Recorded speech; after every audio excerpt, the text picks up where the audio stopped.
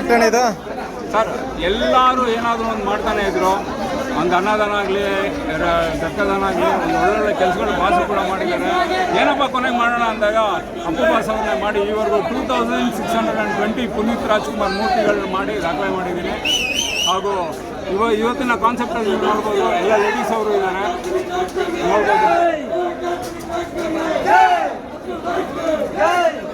ಅವತ್ತಿಂದನೂ ಲೇಡೀಸೇ ಹಿಂದೆ ರಾಜ್ಕುಮಾರ್ ಅವರ ವಂಶದಲ್ಲಿ ಎಲ್ಲ ಈಗ ಪರ್ವತಮ್ಮ ರಾಜ್ಕುಮಾರ್ ಅವರು ತಗೊಂಡ್ರು ಅಣ್ಣವರು ಅಲ್ಲಿ ಬಿಸಿ ಶೂಟಿಂಗಲ್ಲಿದ್ದಾಗ ಮನೆ ನೋಡ್ಕೊಂಡಂಥ ಅಮ್ಮವರು ಅವತ್ತು ಕೂಡ ಸಂಸಾರನ ಬೆಳೆಸ್ತಾ ಇದ್ರು. ಇವತ್ತಿನ ದಿವಸ ಪ್ರತಿಯೊಂದಕ್ಕೂ ಗೀತಕ್ಕಾಗಲಿ ಅಥವಾ ನಮ್ಮ ರಾಘವೇಂದ್ರ ರಾಜ್ಕುಮಾರ್ ಅವ್ರ ಪತ್ನಿ ಆಗಲಿ ಅಥವಾ ಪ್ರತಿಯೊಬ್ಬರೂ ಯಾವ ರೀತಿ ಸಪೋರ್ಟ್ ಕೊಟ್ಕೊಂಡು ಇವತ್ತಿನ ದಿವಸ ಅಶ್ವಿನಿ ಮೇಡಮ್ ಅವರಾದ್ರೂ ಅಷ್ಟೇ ಯಾವ ರೀತಿ ಬೆಳೆಸ್ಕೊಂಡು ಬರ್ತಾ ಇದ್ದಾರೆ, ಅದು ಗ್ರೇಟ್. ಅದು ಈಗ ತಾನೇ ಒಂದು ವುಮೆನ್ಸ್ ಡೇ ನಡೀತಲ್ಲ, ಹಾಗಾಗಿ ಅವ್ರನ್ನೇ ಎಲ್ಲನೂ ಹೈಲೈಟ್ ಮಾಡ್ಕೊಂಡು ಬಂದಿದ್ದೀನಿ.